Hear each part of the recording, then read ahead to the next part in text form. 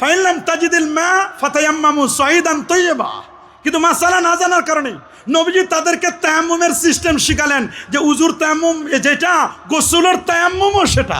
আল্লাহু আকবার বলেন। দেখেন আমলের মধ্যে ভিন্নতা কেমনে হয়। নবীজি বনু কুরাইজায় যেতে বলেন সাহাবায়ে কেরামদেরকে, তোমরা বনু কুরাইজায় যাও। ওইখানে না গিয়ে আসর পড়বে না। সাহাবীদের মধ্যে দুইটা দল হলো। একদল বলল নবীজি বলছেন বনু কুরাইজায় না গিয়ে আসর পড়া যাবে না, তা আমরা প্রতিমধ্যে যদি আসর কাজাও হয় তারপরও আমরা বনু কুরাইজায় না যাওয়া পর্যন্ত আমরা আসর পড়ব। আরেক দল বলল যে না, নবীজি এইটা বুঝায় নাই, নবী বুঝাইছেন যে তোমরা দ্রুত যাও, প্রতিমধ্যে যদি আসরের ওয়াক্ত হয়ে যায় তাহলে আসরের নামাজ পড়বি। তো একদল সাহাবী আসর পড়লো প্রতিমধ্যে, আরেক দল সাহাবী আসরের নামাজ পড়লো না, চলে গেল বনু কুরাইজায় গিয়ে পড়লো। প্রয়োজন হলে আমরা কাজা পড়ে নিব, তবু রাসূল যেভাবে বলছে এটার বাইরে আমরা যেতে পারবো না। দুই দল নবীর সামনে হাজির। নবীজি কাউকে গালি দেয় নাই, কাউকে তিরস্কার করে নাই, দুইজনকে নবীজি সাপোর্ট করলেন। আল্লাহু আকবার বলেন। দেখেন আমল, আমি ঢাকা থেকে আসছি, আমি প্রতিমধ্যে আসর পড়েছি, জোহর পড়েছি। তো জোহর আসর পড়লে ঢাকায় থাকলে আমি পড়তাম ফরজ নামাজ জোহরের কয় রাকাত, কিন্তু আমি যখন মুসাফির হয়ে গেছি, চেঞ্জ হয়ে গেছে, আমি পড়বো কয় রাকাত? 2 রাকাত। দেখেন আমল কি হয়, চেঞ্জ হয়। আপনি এত বড় বুজুর্গ, আপনি এবার গেছেন মক্কা শরীফে হজ করতে। অনেক হাজী সাহেব বলে হুজুর 5 লাখ টাকা দিয়ে হজ করতে আসলাম, আমার জীবনের আশা আরাফার ময়দানে মাথায় একটা টুপি দিব, আর এই টুপিটা আপনি দিতে দিলেন না হুজুর। আপনি আমার মানিজ্জত শেষ করছেন। আমার বাইরের লোক যদি কেউ দেখে, বাড়ির কেউ দেখে যে আমি আরাফার ময়দানে মাথায় টুপি দেই নাই, তোরা বলবে তোমার হজে হয় নাই। আছে না এরকম মানুষ? আছে না?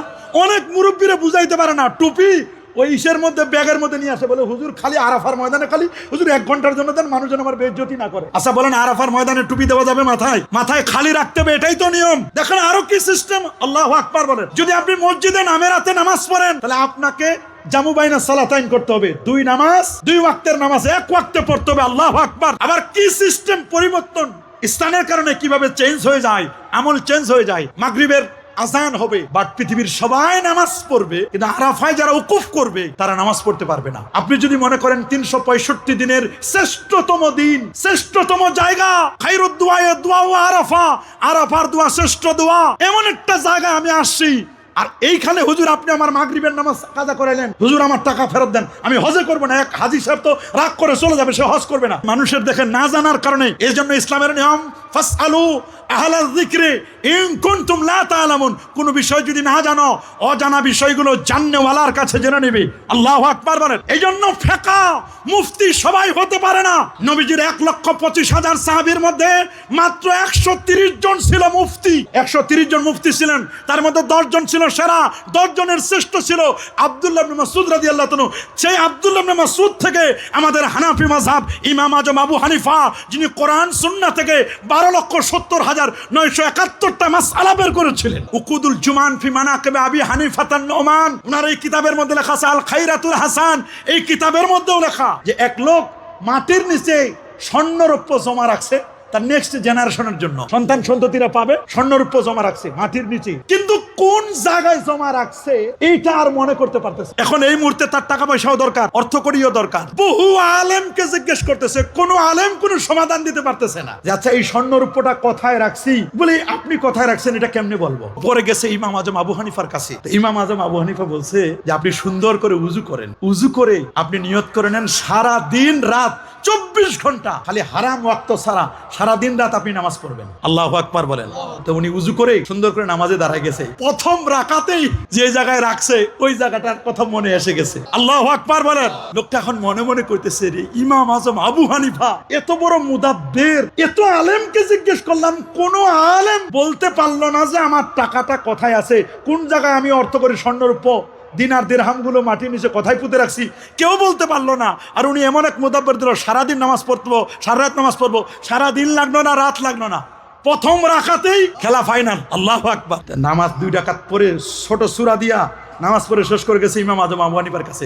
উনার কাছে আগে যায় নাই, ওই যে জায়গাটার কথা বলছেন, জায়গার কথা স্মরণ করে দিয়েছেন, ওই জায়গাটা গিয়ে ঘুরে দেখছেন ঠিকই ওইটা আছে। এরপর গেছে ইমাম আজম আবু হানিফার কাছে, গিয়ে বলছে হুজুর কি তদবির দিলেন হুজুর, আমি তো নিয়ত করছি সারাদিন সারা রাত আমি নামাজ পড়বো, তো সারাদিনও লাগলো না, সারা রাত লাগলো না, প্রথম রাকাতে আমার হয়ে গেল। হুজুর কি তদবিরটা আপনি দিলেন। বহু আলেমরে 100 আলেমরে জিজ্ঞেস করছি, কেউ কোনো তদবির দিতে পারে না, কেউ কিছু বলতে পারে না, কি মাসালা হবে কি ফতোয়া হবে কেউ বলতে পারে না। হুজুর বললেন, বাবা আমি তো হাদিস থেকে তদবির দিছি, বুখারীর হাদিস থেকে। আল্লাহু আকবার। বুখারী বলতে তখন তো আর বুখারী শরীফ হয় নাই, ওই হাদিসটা এখন বুখারী শরীফে আছে।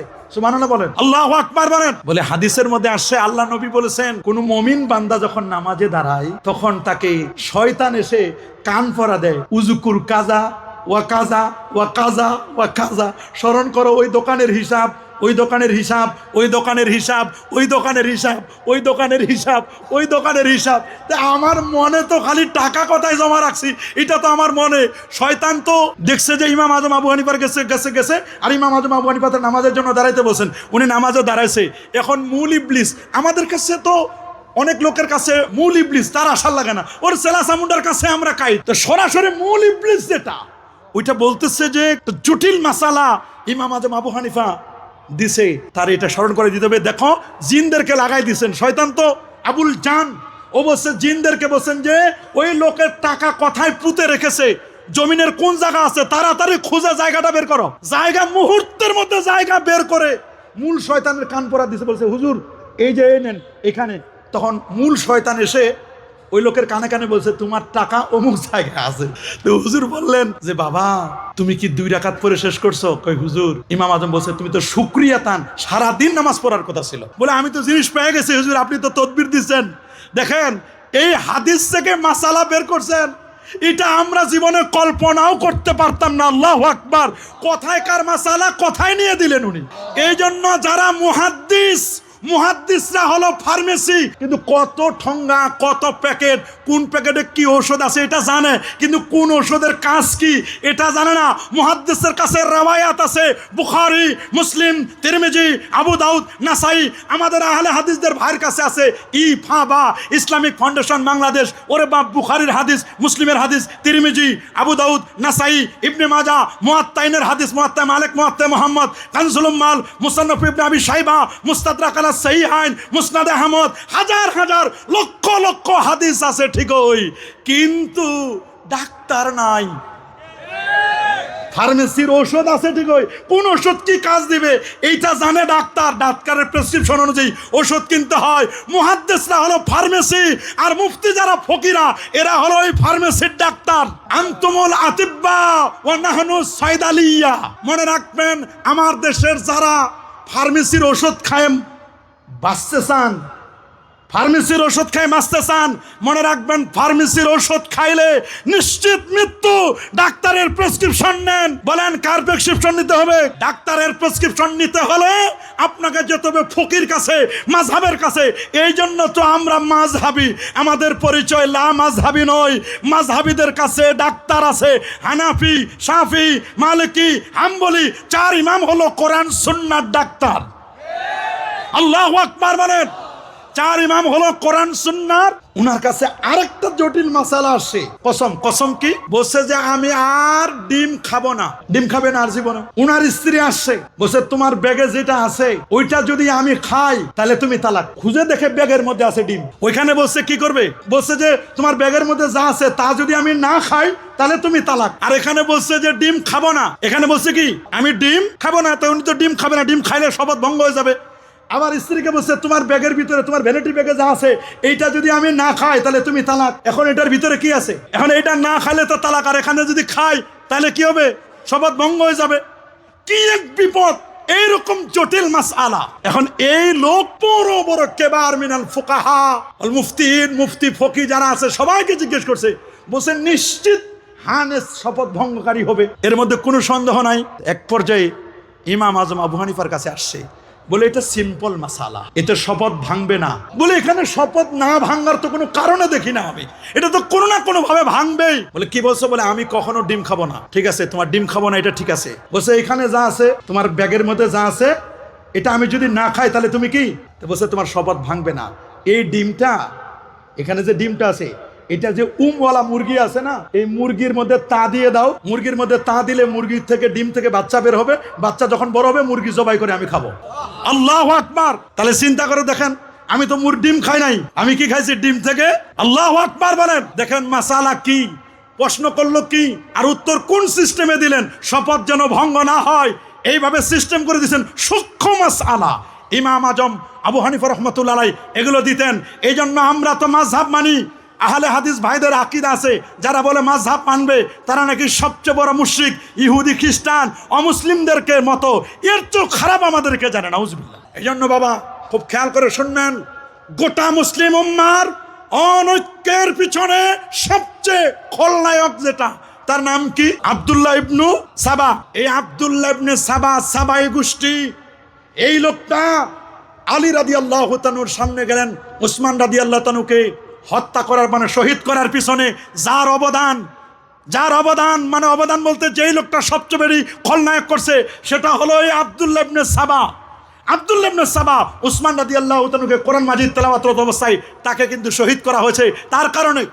আবার সেই আগুন জ্বালাই দিছে, আবার আগুন নেভানোর জন্য চেষ্টা করছে, গেছে হযরত আলী রাদিয়াল্লাহু তাআলার কাছে, বলে দেখেন ওরা তো ভুল করছে, আপনাকে বুঝতে পারে নাই, আপনাকেই এখন এই মুহূর্তে আপনাকেই হতে হবে পরবর্তী খলিফা। এদিকে আম্মা জান আয়েশা সিদ্দিকা রাদিয়াল্লাহু তাআলা আনহা, উনি গেছেন হজ করার জন্য, মা আয়েশা গেছেন মক্কা শরীফে। এদিকে এই সুবাদে এই আব্দুল্লাহ ইবনে সাবা একটা ঘটনা ঘটাই দিছে, কঠিন এক পরিস্থিতি। মা আয়েশা যখন আসতে গিয়ে আবার ফিরে গেলেন তিনি মক্কা শরীফে, পুরো দ্বন্দ্ব কলহ রক্তের বন্যা বয়ে গেছে, মদিনা শরীফের অবস্থা খুব কঠিন। আম্মা জান আয়েশা সিদ্দিকা রাদিয়াল্লাহু তাআলা আনহা উনি চলে গেলেন তখন কুফা, বসরা ওই অঞ্চলগুলোতে চলে গেলেন। আর এদিকে আলী রাদিয়াল্লাহু তাআলাকে এই আব্দুল্লাহ ইবনে সাবা বলছেন আপনি এখন খলিফা হবেন, নেক্সট খলিফা। বলে আপনি আলী, আপনি ইলাহ, নাউজুবিল্লাহ বলেন।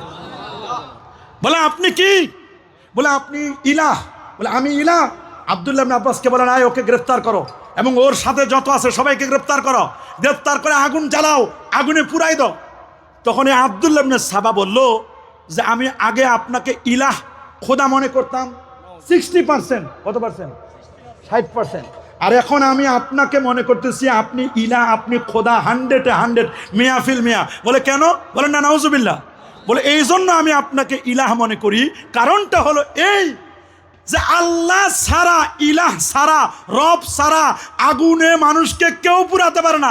আপনি যে ইলাহ আলী, আপনি যে আকবর, আল্লাহ যেমন আকবর, আলী আপনিও আকবর, আপনি যে ইলাহ, এর মধ্যে কোনো সন্দেহ না, কেন আপনি আমাদেরকে আগুনে পুরার কথা বলছেন, নাউজুবিল্লাহ বলেন।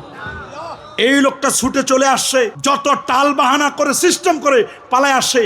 এই লোকটা মুসলমানদের রন্ধ্রে রন্ধ্রে ঢুকে ঢুকে মুসলমানদের অনেকের পিছনে কাজ করছে। এই দেশে যাদেরকে বলেন আহলে হাদিস বলেন, সালাফি, লামাজাবি, আরো যত বাতিল ফেরকা আছে, প্রত্যেকের পিছনে ইন্ধন দেওয়ার ব্যক্তিটির নাম হলো আব্দুল্লাহ ইবনে সাবা। এই সাবাই গোষ্ঠীরা এখনো চতুর্দিকে এখনো সফটওয়্যার বিলি করতেছে। ওদের সফটওয়্যারকে না করে দিতে হবে, আমাদেরকে সঠিক পথ আহলে সুন্নাহ ওয়াল জামাতের আকীদা আমাদেরকে চলতে হবে। আল্লাহ পাক রব্বুল আলামিন আমাদের সবাইকে কবুল করুন বলে আমিন। আমাদের পরিচয়, আমরা আকীদা আহলে সুন্নাহ ওয়াল জামা, আমরা মাযহাবে হানাফি, বলেন মাযহাবে হানাফি। আমাদের তরিকায় চিশতিয়া, কাদরিয়া, মুজাদ্দিদিয়া, নকশবন্দিয়া। আমাদের তারাবি নামাজ 20 রাকাত, কয় রাকাত? বেতের নামাজ 3 রাকাত। আমরা কাবলাল জুমা পড়ি, বাদাল জুমা পড়ি। তাদের কাবলাল জুমা লাগে না, বাদাল জুমা লাগে না। আমরা কাবলাল জুমা, বাদাল জুমা পড়বো কিনা? ওদের সুন্নত লাগে না, ওদের দোয়া নাই, ওদের মুনাজাত নাই, খালি নাই নাই নাই। একের পর এক সাহাবায়ে কেরামদেরকে ওরা মেয়ারে হক মানে না, সাহাবায়ে কেরামদেরকে ওরা মনেই করে না। এবং আল্লাহর জন্য তারা আরশে আজিমে চেয়ারের মতো রেখে দিয়েছে যে আল্লাহ আরশে আজিমে বসবেন। এটা হুলুলি আকীদা। কোনো খালেক মাখলুকের মধ্যে ঢুকলে এটা কুফরি আকীদা। বটগাছের ভিতরে যেমন ভগবান ঢুকে, ঠিক আরশের মধ্যে আল্লাহকে ঢুকাই দিচ্ছেন। অথচ ইন্নাল্লাহ তাবারাকা ওয়া তাআলা মুনাজ্জাহুন আনিল জিহাদ ওয়াল মাকান ওয়াল গায়াত ওয়াল হুদুদ। এটা মনে রাখবেন, নবীর ব্যাপারে আমাদের আকীদা, আল্লাহ নবী নূর নবী, আলোকিত নবী, নবীজি হায়াতুন নবী, নবীজি শাফাআত করতে পারবেন কি পারবেন না, নাকি ফেল ফেল করে তাকাই থাকবেন? নাউজুবিল্লাহ বলেন। এই সমস্ত বাজে আকীদার সমাহার ফুলঝুরি দিয়ে আমার দেশের একটি বিপদগামী দল আমাদেরকে ডাকতেছে।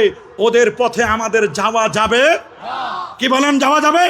আমাদের পরিচয়, আমরা আকীদা আহলে সুন্নাহ ওয়াল জামাতের মতাদর্শের উপর আমরা অবিচল থাকবো। আল্লাহ আমাদের সবাইকে কবুল করুন। ইয়া রাসূল সালাম আলাইকা ইয়া